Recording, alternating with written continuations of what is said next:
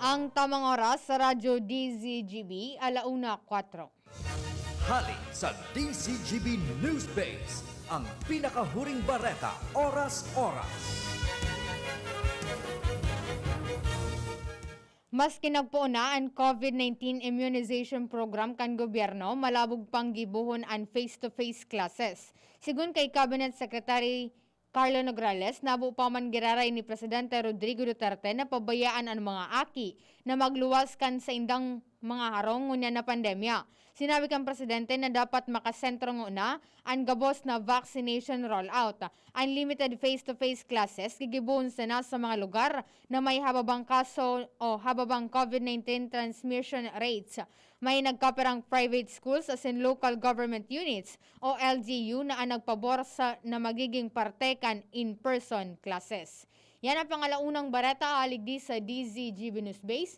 Ako po si Angel Mustaza. Ang mga baretang ini hatod sa Indo kan mga minasunod. Bear Brand Powdered Milk Drink. Bear Brand Powdered Milk Drink. Tibay mas abot kaya na. Mag Bear Brand araw-araw. Plemex Forte. Plemex Forte. Available in South Star Drug, Mercury Drug, and other drugstores nationwide. Coffee Mate Original. Coffee Mate. Bring out the best in your coffee. Coffee Mate. Revicon. Lakas katawan sa bagong labanan. Downy, bye-bye Bahayrus, kahit sa pambahay with Downy. Alaxan FR. Alaxan FR, ibuprofen and paracetamol. Alaxan FR. Panalo sa bilis, panalo sa laban. Alaxan FR. Nido 3 Plus. Todo protect your 3 Plus toddler with Nido 3 Plus. Todo sa proteksyon and sustansya sa presyong di todo. Nido 3 Plus yan. Maxvit. Sa Maxvit, nakatres ka. Usap tayo sa Facebook ng Maxvit. Neozep, ang mabilis sa sipon at lahat ng kasama nito. Sa inyong nadango, ang pinakahuring bareta, oras-oras sa DZGB.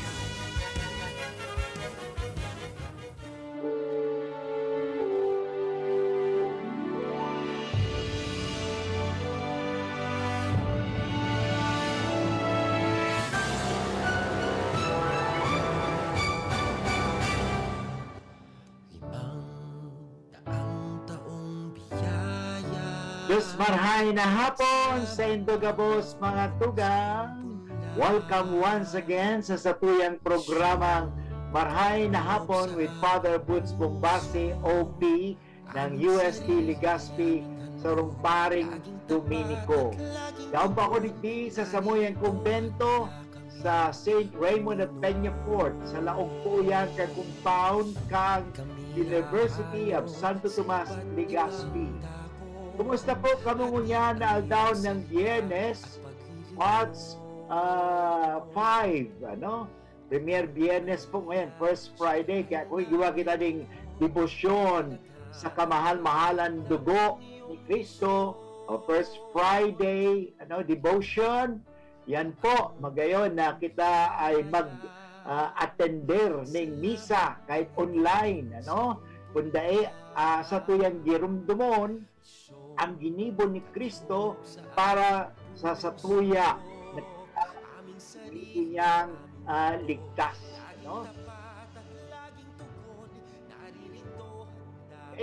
Mga tugang, sana mag-iribahan kita ngunya na aldaw ng Biyernes sa satuyang programa ng Marhay na Hapon at kita ay mag-urulay-ulay na naman at sa tuwing pag-urulayan, siyempre, ano mang ikakarahay?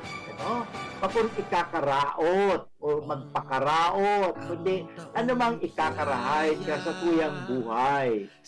Yan po ang talagang programa na kaya Marhay na Hapon. Di ba untang marhay ang sa tuyang hapon? At sasabihin ko na po, papangunahan ko na po, ang programang ito ay hindi po programa na kung saan pagtalunan natin anumang issue. Kasi pag pinagtatalunan natin, ang ibig sabihin, may nananalo, may natatalo. Hindi po win-win. Lahat tayo ay masaya. Lahat tayo panalo. Ibig sabihin, hindi tayo nakikipagtalo na mas magaling ako sa inyo, mas tama ako sa inyo. Hindi po ganun yan. Ito ang programa, kaya marhay. Kasi ayaw ko po na tayo ay magpagalingan. magtalo-talo tayo. Ayaw po ng ganon. Kaya pasensya na po kayo kung halimbawa may mga messages na hindi maganda at nakakaraot sa tuyang topic kasi nagiging out of the order kayo, out of order. Sabi nga sa parliamentary, ang pinag-ulayan tango niyan mga tugang ay manunugod ngani sa tuyang ikakarahay, lalo na niyan na taong 2021. We are observing the 500 years of Catholicism. So 500 years po. At yan sa second part sa kuyang babanggitin mga tugang ang istorya girara ipadagos ta ang istorya kang pag-abot kang mga Kastila kung saan kita mga tugang ay naging mga Katoliko. So tinuro sa kuya ang aral ni Kristo. Yun ang ginibok ng mga unang misyonero. Okay?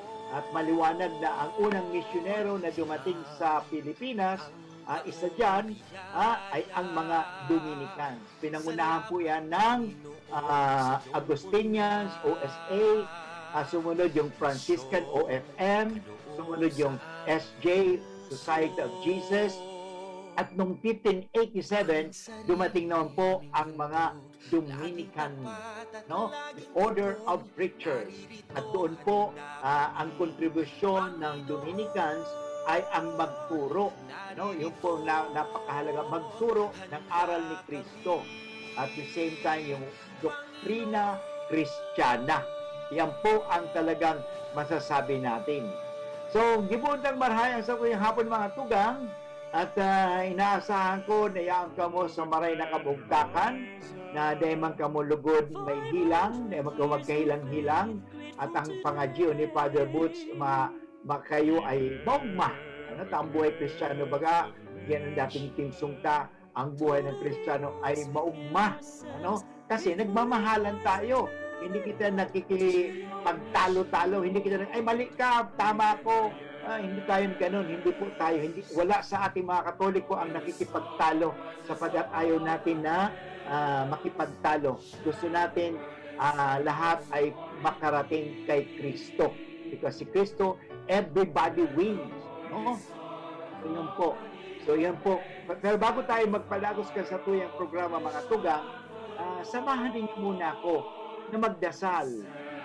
At ang dasal natin na paborito ay ang dasal ni Memorare. Gadon ta sa tabang ni Mama Mary, sapagkat si Mama Mary ay ina ni Kristo at pinili siya ng Diyos na maging ina ni Kristo sapagkat sabi nga sa Biblia, siya ang babaeng pinagpala. Sabi ng anghel, Hail Mary, full of grace. Yan po ang bati ng anghel Gabriel kay Maria. At kaya nga si Maria ay hingin natin ng tulong sapagkat malapit na malapit siya sa kanyang anak na si Kristo. Dahil nga si Kristo ay anak ni Maria. Tayo po ngayon ay magdasal ng ating dasal na Memorare. Sa ngalang Ama at ng Anak at ng Espiritu Santo. Amen. Alalahanin mo, o kabanal-banalan Birhen Maria, na walang sino mang humiling ng iyong kalinga at tulong na hindi mo tinugunan. Sa pagtitiwalang ito, kami na mga makasalanan ay umaasa sa iyong pagmamahal. O Birhen ng mga Birhen at ina naming lahat, huwag mong biguin ang aming kahilingan sa aming mga pangangailangan. Pagkus kami iyong dinggin at kaawaan. At mahal na Birhen Maria, pakibulong po, pakisabi po, at pakiabot po ninyo sa iyong anak na si Kristo na mahal mo, na bendisyonan po niya ang himpilang ito ng DCGB. Nakasangkapanin ng Panginoon ang himpilang ito sa pagpapalaganap ng katotohanan, pagpapalaganap ng mabuting balita. At hinihingi namin sa iyo na iligtas po ninyo sa anumang masama, anumang mga kapahamakan, anumang disgrasya, ang may-ari ang namamahala o nangangasiwa, ang mga broadcasters, ang lahat ng mga nagtatrabaho, at lalong-lalo na ang lahat ng mga nakikinig sa DCGB, na kami ay kasangkapanin sa pagpapalaganap ng mabuting balita. Nothing but the good news. Nothing but love. Yan po ang hiningi namin kay Kristo na aming Panginoon at tagapagligtas ngayon at magpasawalang hanggan. Amen. Sa ngala ng Ama at ng Anak at ng Espiritu Santo. Amen. Mga tugang, ngunyan aldaw, Biyernes, ang mabuting balita, ang marhay na bareta, sapagat marahay ang satuyang hapon, ang magpaparahay ay ang ang Ebanghelyo ni San Mateo, Kabanata 21, talata 33 hanggang 43, 45 hanggang 46. You know? Ito po isang talinhaga, isang parabola, isang kwento, isang istorya na kung saan may mapupulot tayong aral. So binabasa natin ang Biblia, hindi po natin ini-interpret, kundi ina-apply po natin yan sa buhay. Kasi kahit i-interpret mo yan, hanggang, kakakain lang po kasi natin, medyo, tayo sa, But anyway, hindi po, ito po ina-apply natin ang salita ng Panginoon sa ating buhay. Okay? Ano ang kahalagahan ng salita ng Diyos na yan? Ang mabuting balita ng Diyos yan sa buhay natin. I-apply natin. Hindi yung sasabihin natin, pagtalunan natin yan. Hindi, i-apply natin. Ano ba ang lesson na makukuha natin? At masabi natin, ano ang kaugnayan ng salita ng Diyos sa ating buhay? Yan po ang talagang mahalaga sa buhay. Kasi yung salita ng Diyos, ay para bang mawawala yan kung hindi natin isa sa buhay. Kasi, halimbawa, yung tinig, kung hindi mo, may tinig ka nga, hindi mo pinagsalita, ay hindi na iintindihan. Kaya ganun din po yung ibig kong sabihin yan. Kaya yung mabuting balita na binabasa natin, ay may kaugnayan yan sa buhay. So actually, pakukubasahin ang mabuting balita sa araw na ito, ang talinhaga na marinig natin sa Ebanghelyo, ay tungkol sa pag-aari ng ubasan na ginawan ng masama ng kanyang katiwala. So mga tugang, para medyo maintindihan niyo ang babasahon ta, ang una dyan, yung tinatawag na anong klaseng katiwala tayo. Lahat na tao ay katiwala ng Diyos. Okay? We are all stewards or stewardess. Okay? Anong ibig sabihin ng stewards?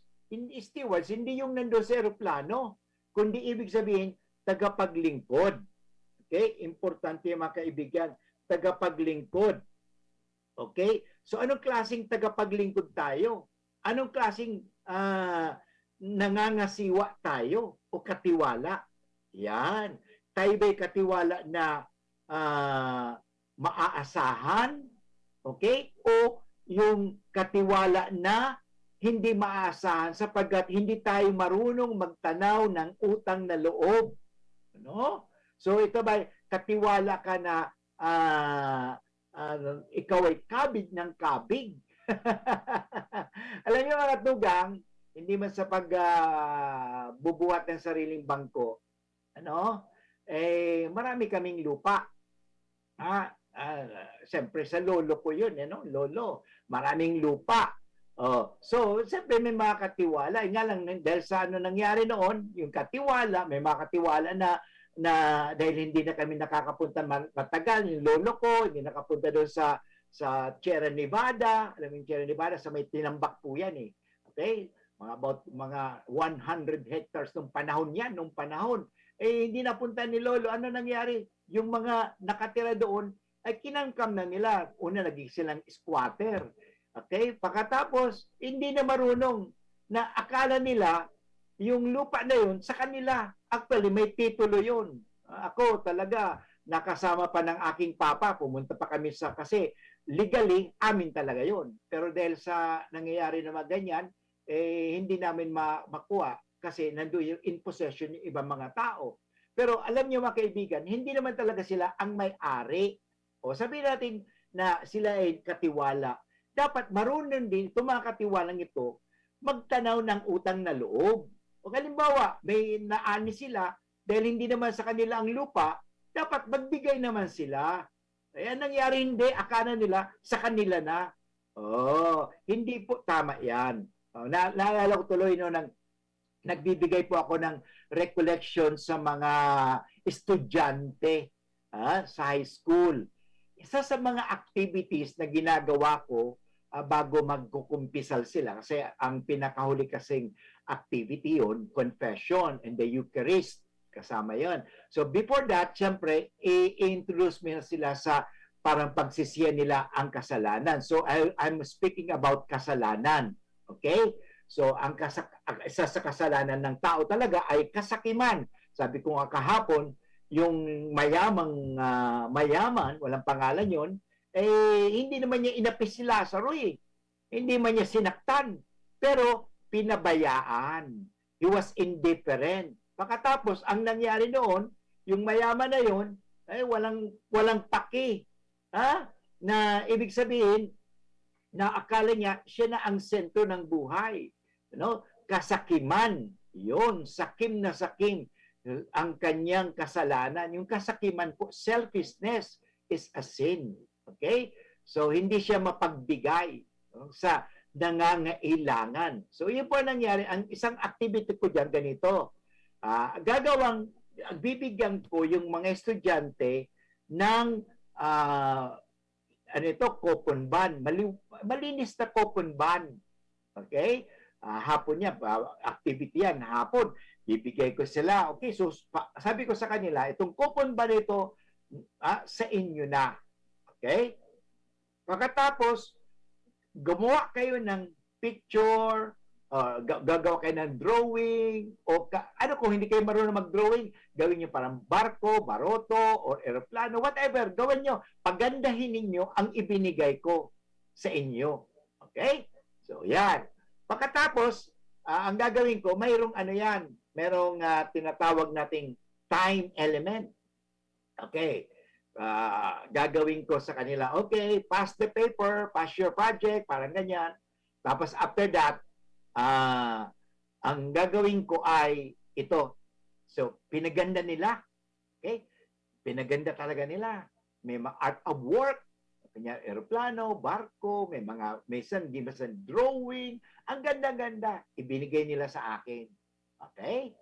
Nagbinigay nila sa akin, ang ginawa ko, parang galit ako.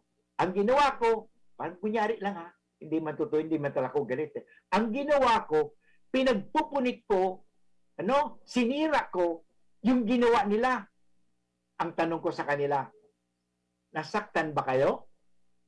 Nasaktan ba kayo? Sabi, hindi ba, Father, bakit mo pinunit ang aming pinaghirapan? Nag-iiyak siya. Sabi ko, this is only activity huwag niyong damdamin This is only an activity. Springboard, kung tawagin.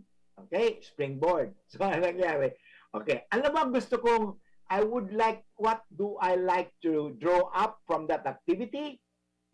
Excuse me if I speak English because sometimes I cannot express my minsan ang Bicol ko medyo So, yun po.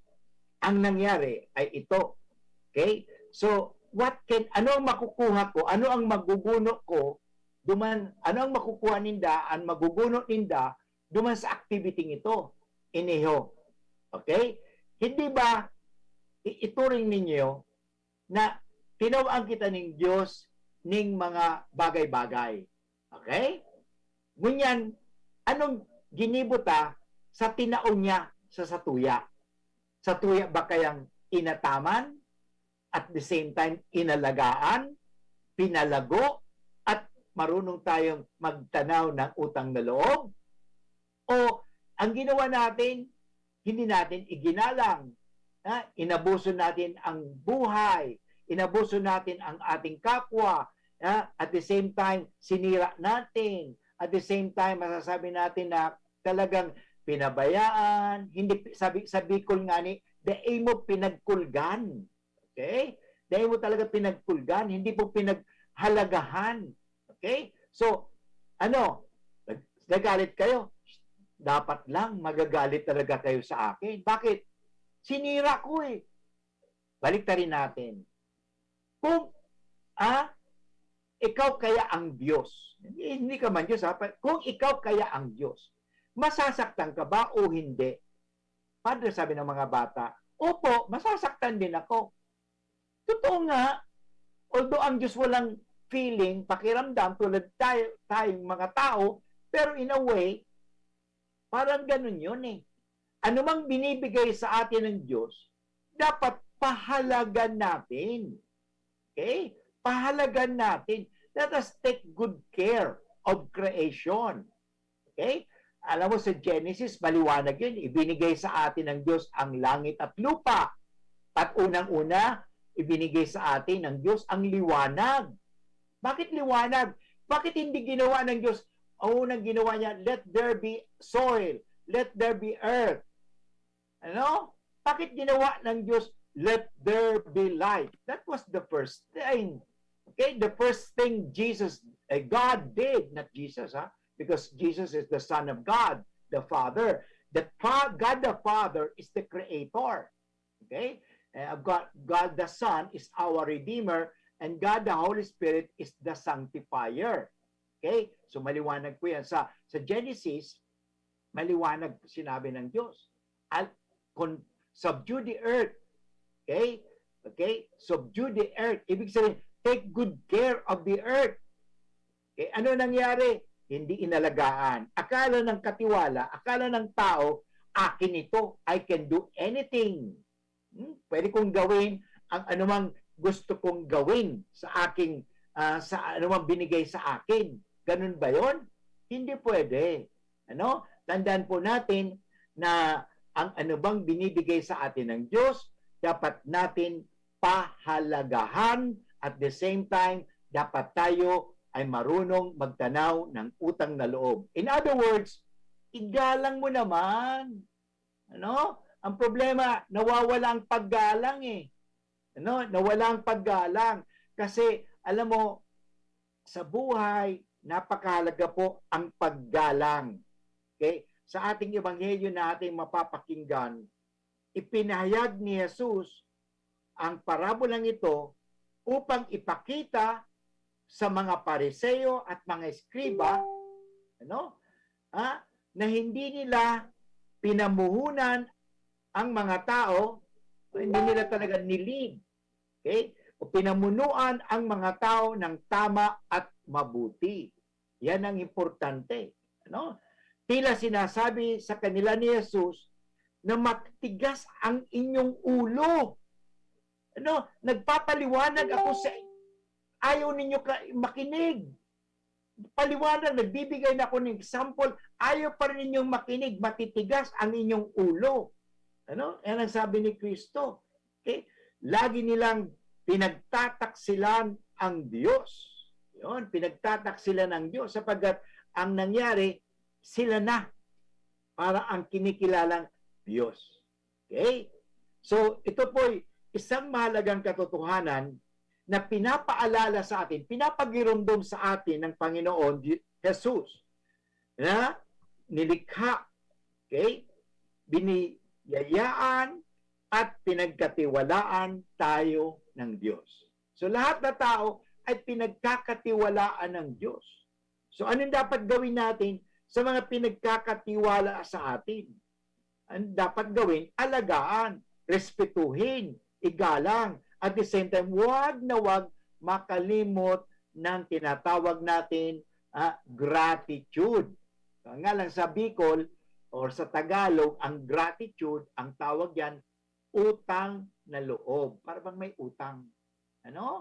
Utang. In a way talaga, utang. Pero hindi utang eh. Kundi, in a way, parang utang na rin. Kasi sa Tagalog, ang tawag niyan is utang na loob. Pero that is gratitude. Dapat karoon tayo ng sense of gratitude. In other words, pasasalamat. Ano? Dapat ang tao palaging marunong magpasalamat. Halimbawa, binigyan kita ng anuman, karunungan o kaalaman, o ano man binibigay ko sa iyo, di ba? Huwag mo naman sanang kalimutan, thank you. Okay? Salamat. Alam mo, hindi tayo ang may hawak ng ating buhay. Okay? Tandaan po natin yan. Akala natin ay Father, katawan ko ito. Kaya kahit anong gawin ko sa katawan ko, pwede kong gawin. Tandaan ninyo, ang buhay ay pahiram lamang. Hindi natin hiniram, hindi natin hiningi, hindi natin sinabi sa Diyos, Diyos ko, buhayin mo nga ako, gawin mo akong tao. Wala. Kahit ikaw, tandaan ninyo, kahit ikaw nang nasa sinapupunan ng nanay mo, tatay mo, kahit ako nasa sinapupunan ng nanay ko, when we were in the womb of our mothers, we never said to our mother, Mommy, let me get out of here. Let me get out of here. No. Never. Never. Okay? Walang sino mang tao ang nakapagsabi sa nanay niya, Mommy, it's too dark here. Okay? Too dark. I can see anything. Never. Hindi ka pa nakapagsalita But in due time, after 9 months, your mommy, your mother, delivered you from the womb. At tanda natin, there is the saying, our journey in this world is, in a way, sometimes from the womb to the tomb. But of course, life is not simply that journey. And the journey of our life is not simply from the womb to the tomb, but it is also ups and downs. But I would like to say something about this kind of two kinds of journey. And I'm proposing something, the third journey. Our journey is like a spiral. Ibang umiikot? Umiikot ka hanggang umaakyat ka. Spiral steps. No? Spiral steps. And to the point na yaong ka na sa taas. You can see what yung mga sa baba because spiral nga, umiikot. I have been to Vatican sa Roma. And there, in that sa Vatican Museum, napunta ko sa Vatican Museum, makikita mo yun, I still remember yung tinatawag na spiral what do you call it? Steps o yung hagdanan. Okay? Spiral na hagdanan, umiikot siya. Umiikot siya. At pag nandun ka na sa taas, tingnan mo yung daanan. Yun.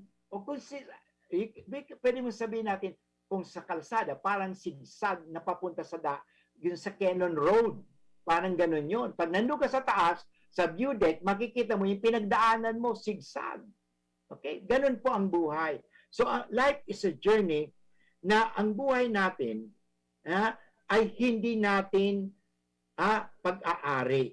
Ito'y hindi natin hawak. Ito'y hawak ng Diyos. Okay? Kaya nga, may mga mag-asawa dyan na hanggat sa ngayon, hindi pa rin magkaroon ng anak.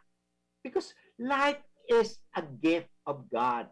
Okay? Everything is a gift of God. Yan po. Maraming mga tugang, inabot na tayo ng first part. Sana nabigyan ko kayo ng inspirasyon na pagpapaalala lang sa inyo mga tugang na hanggat sa ngayon, ang Diyos nagtitiwala sa atin bilang mga katiwala. At sana naman, dahil tayo pinagkakatiwalaan ng Diyos, tayo ay magtiwala sa kanyang plano. Okay? Pinapaalalanan tayo na huwag natin tularan ang mga eskriba at mga pariseyo, sapagkat masyadong mataas ang kanilang tingin sa sarili. Akala nila, sila lang ang nakakaintindi ng Biblia. Kami lang ang nag-aral, hindi kayo. Yan ang tingin ng mga pariseyo. Pati ang Diyos ay hindi na nila kanyang pakinggan. Okay? Kapag inisip natin tayo ay na magmamay-ari at nagpapatakbo ng buhay natin, inaagawan natin ng kadakalaan ang Diyos. Let God be God. We are not gods. Okay? Hindi po tayo Diyos eh. Sa ganitong paraan, okay, pinagtaksilan nila ang Diyos. Okay? Kaya nga sila ay hindi magandang katiwala. So babalik po ang iyong lingkod pagkatapos ng hanap buhay. Ang oras po natin ay 34 minutes after 9 o'clock. An oras hatod sa Indokang. Ang Red Horse Beer, arog kakusog niya tong Pinoy. Dai mapadaog, asin dai mapatumba. Kada bagyo, dungan niya tong aatubangon. Dungan kitang malaban.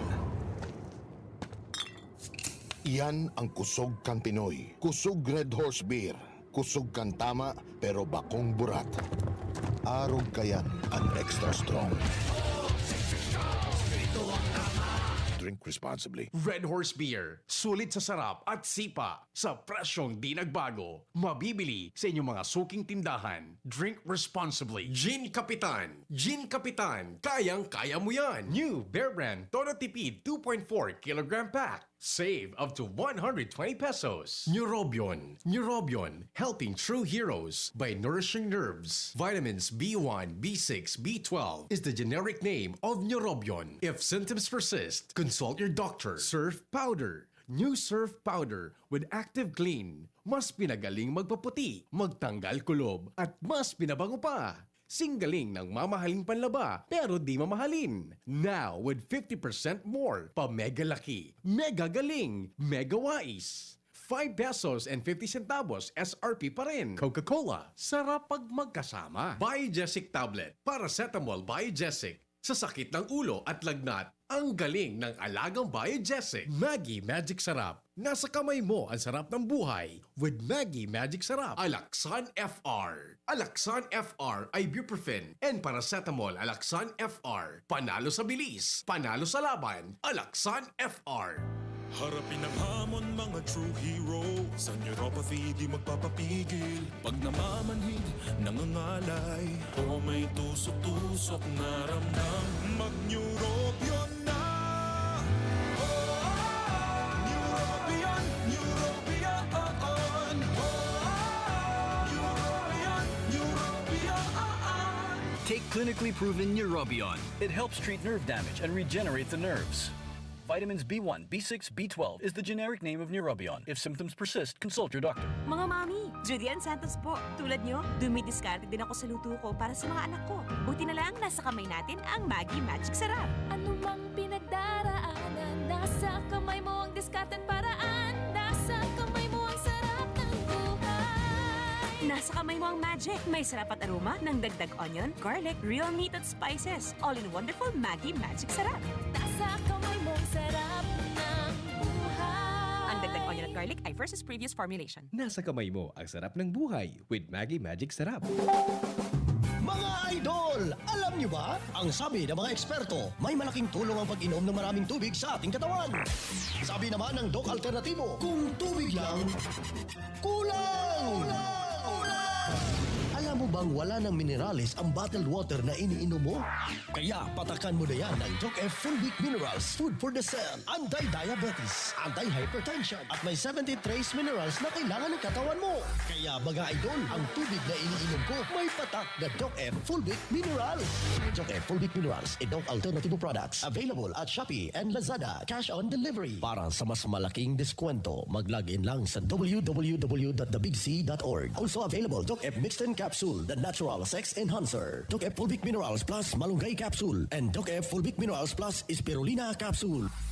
Ang Doc Alternativo, the Bixi Center, sa Legazpi City Branch, beside Legazpi Public Market. Experience Converge, pure fiber internet in your homes and in your business now. Upgrade your home internet experience with our premium fiber internet plans. The Fiber X. Fast, reliable, and no data cap. Pure fiber unlimited internet connection for your small businesses. The Microbiz. We also have our Converge iBiz for better speed and a more reliable network. network to optimize your business operations. iBiz 10 Mbps at 4,000 pesos. iBiz 20 Mbps at 6,000 pesos. iBiz 30 Mbps at 9,000 pesos. iBiz 40 Mbps at 12,000 pesos. And iBiz 50 Mbps at 15,000 pesos. Visit our authorized resellers or contact 0951 016 8980 0935 246 2600 for more details. Experience better with Converge Pure Fiber Internet now.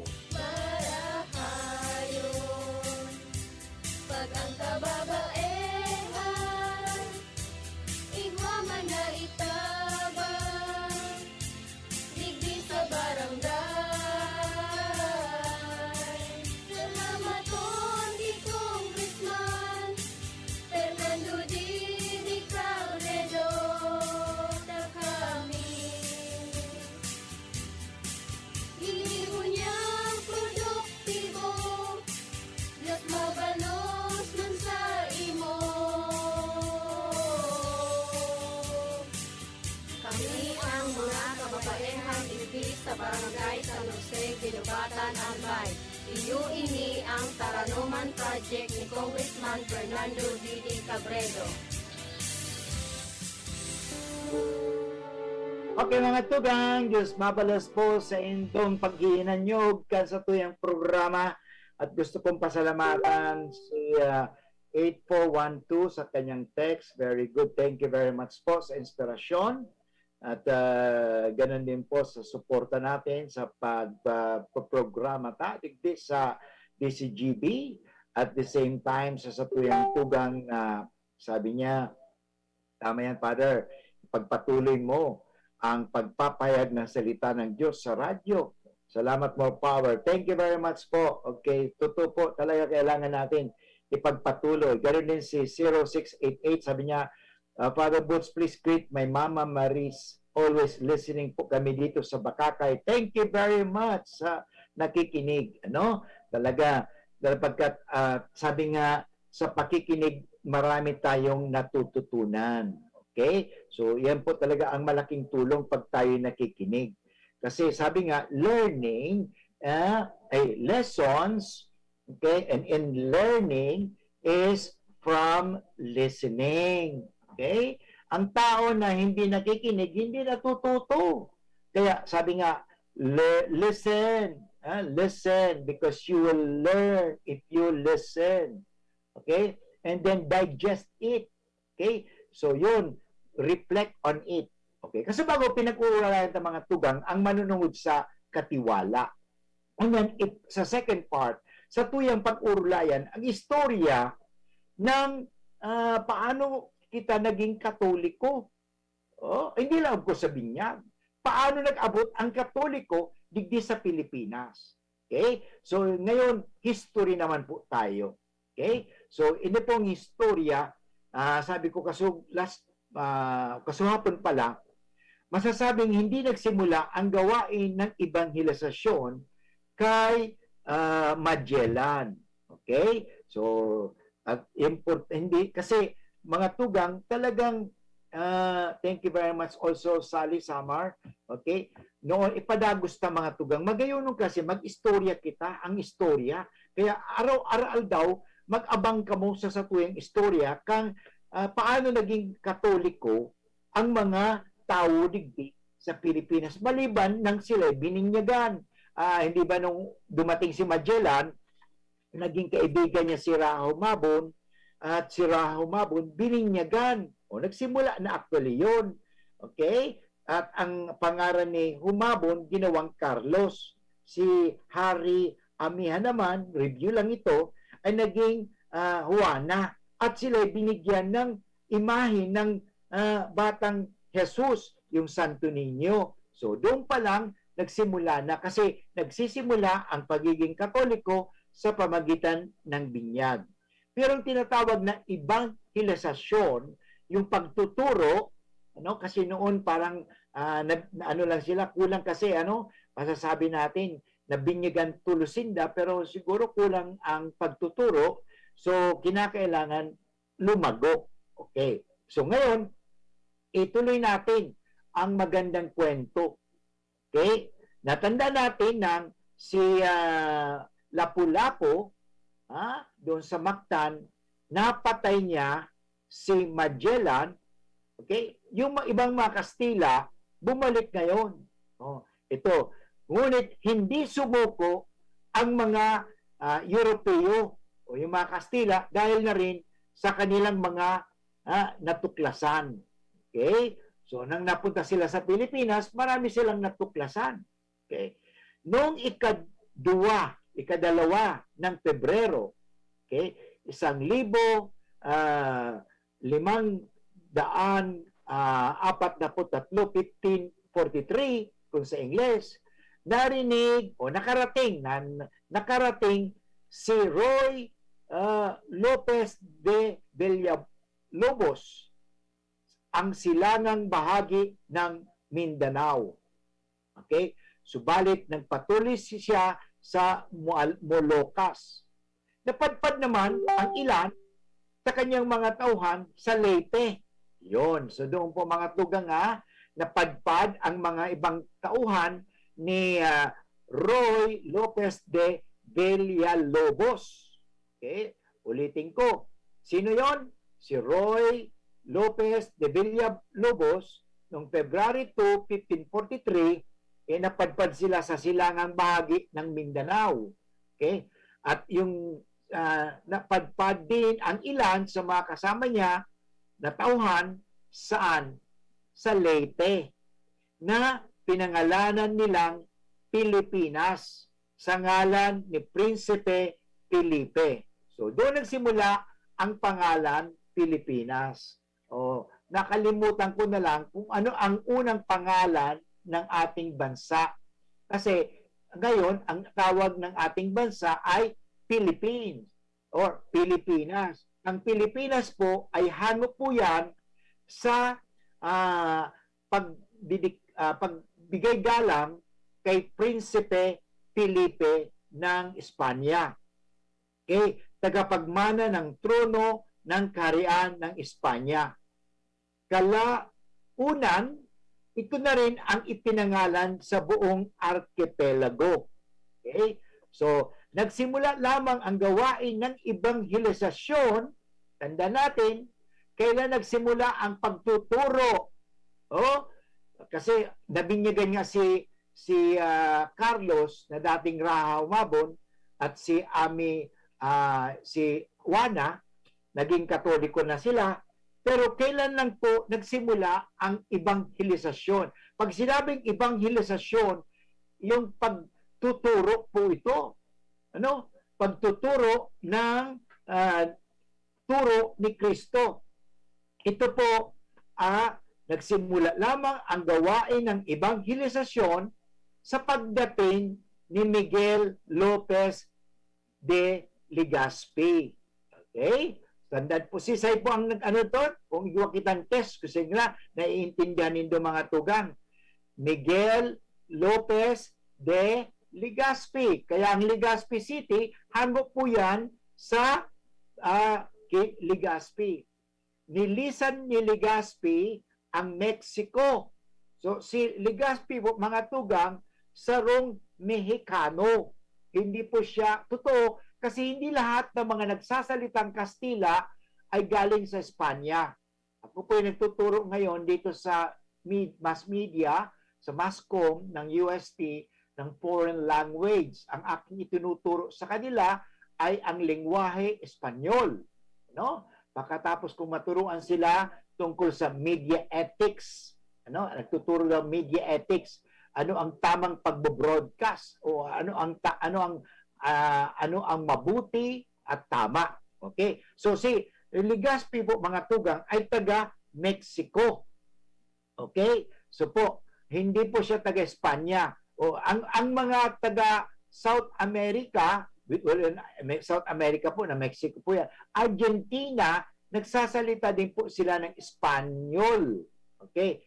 Siya patungo sa Pilipinas noong ika-19 ng Nobyembre, okay, 1564. So sa mga mga tuwig, sa mga tugang, in other words, in 1564 nagsimula na po ang evangelization sa Pilipinas. Sana na natututo kayo, no? Nagkakaigwa ka mo ning kaaraman. Kasi magayunan mga tugang nga aramunta ang satuyang pinagdikanan. Difícil na. Ako katoliko pero di ko alam kung saan nagpinaggikanan. Of course, kay Kristo yan. Si Kristo built the church. The Catholic Church. Okay? So because upon this rock, I will build my church. Okay? Yan sabi ng Panginoon. Yan. Patungo sa Mexico, sa Pilipinas noong 1564. Kasama niya noon ang mga veteranong manlalayag na naging paring Agustinio. Ito po, si Fray Andres de Ordaneta. Kaya sa Pangasinan, may Ordaneta. Okay? Si Fray Andres de Ordaneta, siya po ay isang veteranong voyager. Okay? Ibig sabihin, eksperensyado. Si Fray Andres de Ordaneta. Ulitin ko. Noong 1654, siya po ay misyonero na Agustino. Pading Agustino. Okay? Ulitin ko. Sisa ito, si Father. Okay? Ang apod kayo itong mga tugang, Fray. Okay? Ang ibig sabihin ng Fray, frater. Okay? So, Fray Andres de Ordaneta. Kami mga Dominican, ang apod din kami, Fraile.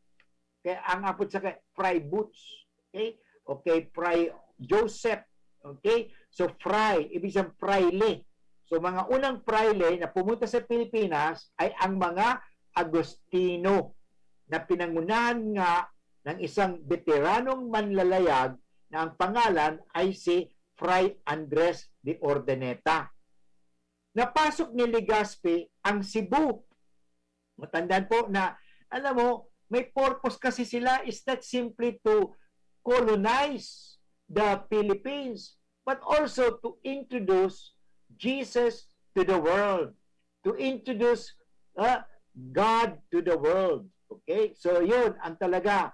So, yun ang ginawa nila. Napasok ni Legazpi ang Cebu nang walang anumang direktang hadlang o pagtutol mula sa mga Cebuano.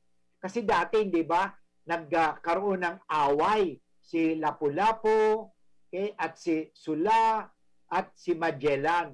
Okay? So, pagkatapos doon, that was noong 1521, noong 1564, dumating ang mga Pading Agustino.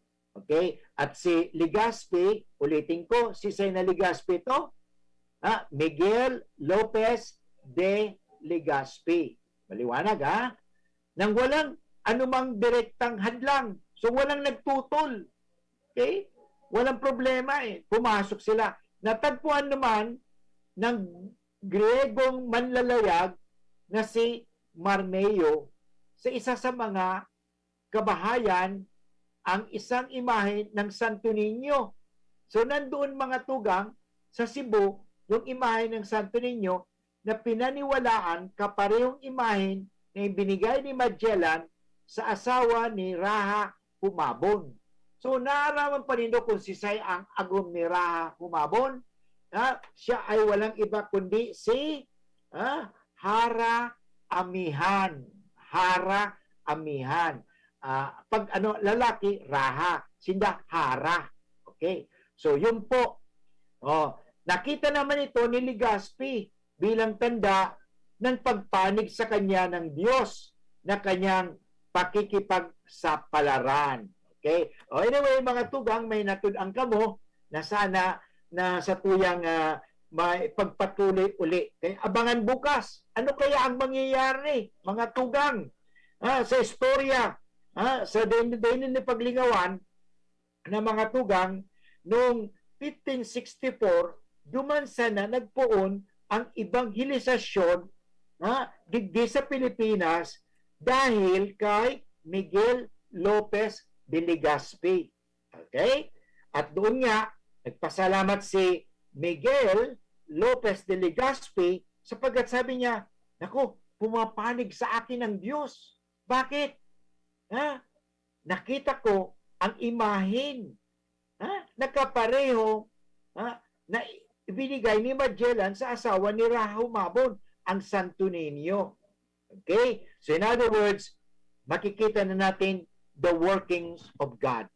Okay? So magayon mga tugang, i-ugnay natin ito sa ating pinag-usapan sa first part, sa second part. Ano yon? Alam mo, pag ikaw pinagkakatiwalaan ng Diyos, dapat magtiwala ka sa Diyos. At the same time, dahil pagtitiwala ka sa Diyos, tutulungan ka ng Diyos. Yan mga kaibigan. Okay? So yan po ang napakagandang aral na makukuha natin sa kwentong ito. Okay? So pinag-usap natin kasi pinag-uugnay natin ang salita ng Diyos, ang mabuting salita ng Diyos, i-apply natin yan sa buhay. Yung sa ating salita ng Diyos ngayong araw na ito, na kung saan sa iyong pagdidesisyon o desisyon, mga tugang, at sa iyong mga pagginagawa, ang tanong ni Father Butch, paano mo isinasaalang-alang ang kalooban ng Diyos? Okay? So, paano natin isinasaalang-alang ang kalooban ng Diyos? Okay? Kaya mga tugang, napakahalaga na anumang ginagawa sa atin ng Diyos, pasalamatan natin lagi siya. Pinagkakatiwalaan tayo ng Diyos hanggat sa ngayon. Kahit na nga, tandaan ninyo, nang nilikha ng Diyos si Adan at si Eva, ang tao na pinagkatiwalaan ng Diyos si Adan at niloko ni Adan sapagkat kinain nila ang instead of the tree of life, ang kinain nila ay hindi tree of life. Ang kinain nila is the tree of the good, of knowledge of good and evil. The tree of knowledge. Dalawa yun eh. The tree of life, okay, ang kahoy na buhay, the tree of life, and the tree of knowledge. Knowledge of good and evil. At kaya nga, hindi sa karunungan. Kahit marunong ka, hindi sa karunungan, kundi sa kabanalan, makakapasok ang tao sa kalangitan. Kaya, hindi sa karunungan. Kasi minsan, ang karunungan na yan, pwede natin gamitin sa pangluloko. Okay? Kaya sabi, tama na ang dunong. Ang dunong-dunong. Ang tigas na ng ulo. Tingnan mo. Dahil sa dunong-dunong niya, ang tigas ng ulo. Kaya kahit hindi madunong, ang importante kabanalan. At ano po yung kabanalan na yan? Ang kabanalan na yan, walang iba kundi ang pagpapakumbaba, ang pagsuko sa Diyos. Yan ang importante. Dapat tayo ay sumuko sa Diyos. Hindi po tayo ang Diyos. Okay? Iisa lang ang Diyos. Huwag na natin dagdagan pa ang mga Diyos-Diyosan tulad ng pera, katanyagan. Yan sa panong ito, kinikilala nilang Diyos ay ang kayamanan, ang kapangyarihan. No? Yung mga bagay-bagay. Hindi po. Ang tunay na Diyos, ang Diyos na lumikha sa atin at nagtubos sa atin at ang Diyos na sumas sa atin. God the Father, God the Son, and God the Holy Spirit. Sana po may naintindihan ka mo ngunya na aldaw ng Biyernes. Sa Lunes, maghirilihan kita giraray. At sana nakatao ako ng karahayan sa inyong mga tugang. At salamat sa pakikinig sa ating programa. So tayo ngayon ay mga na sa tuwing pangajion, natabangan kita ni San Miguel Arcangel, kang mga anghel ng Diyos, natabangan kitang lumayo, umiwas, at huwag nang gumawa ng anumang ikakasama. Parang maging marhay ang sa tuwing buhay, maging marhay ang sa tuyang hapon. Kaya magdasal na tayo. Sa ngalang Ama at ng Anak at ng Espiritu Santo. Amen. San Miguel Arcangel, ampunin mo kami sa labanan at maging bantay ka nawa namin sa kalupitan at sa mga silo ng demonyo. So pinawasya ng Diyos na pinagmamakaawa namin sa iyo at ikaw, prinsipe ng mga hukbo sa langit sa kapangyarihan ng Espiritu Santo. Ibulin mo sa kailaliman ng impyerno si Satanas at ang lahat ng lulupit na espiritu na gumagala sa sanlibutan at nagpapahamak sa mga kaluluwa. Amen. Sa ngalan ng Ama at ng Anak at ng Espiritu Santo. Amen. Okay mga tugang, Diyos mabalos po sa inyo gabo sa naging anyuga sa ating programa. Marhay na hapon at sana naging marhayan sa inyong hapon at sabihin ninyo lagi ito, anak ako ng Diyos, mahal na mahal ako ng Diyos at ang lahat magiging maayos. Diyos mabalos po sa Lunes hanggang Biyernes, mag-urulay-ulay kita giraray, mag-irilingan kita giraray at matututo tayo at gawin natin marhay ang sunduyang hapon sa programang Marhay na Hapon with Father Boots Pumbase, OP ng UST Legazpi. Back to studio.